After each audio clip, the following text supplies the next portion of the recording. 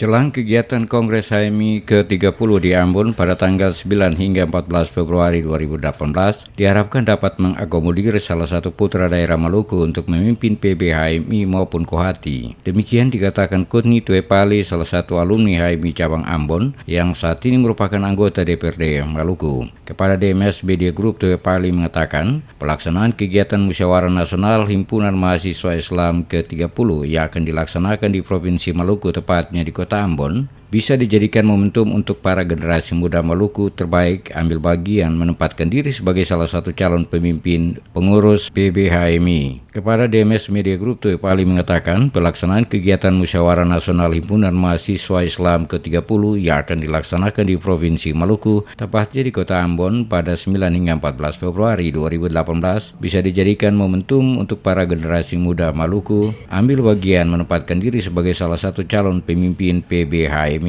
HMI juga diharapkan dapat memberikan kontribusi, saran, dan pendapat yang baik kepada pemerintah lewat berbagai program kerja HMI yang dihasilkan dalam Kongres ke-30 nanti. Kongres HMI adalah forum keputusan tertinggi dan ajang pertemuan HMI cabang se-Nusantara. Perhelatan Kongres HMI selain suksesi memiliki kepemimpinan di PB HMI, tetapi juga diharapkan ada langkah-langkah yang dirumuskan di Kongres nanti untuk perbaikan dan kemajuan organisasi. Perbaikan organisasi ini tentunya harus dilakukan secara menyeluruh sampai pada tingkat komisariat.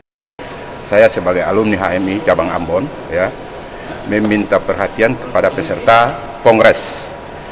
Marilah melihat himpunan mahasiswa Islam ini yang berkecimpung dalam berbagai organisasi, baik itu kelompok Cipayung maupun ormas, harus memberikan kontribusi yang baik kepada pemerintah.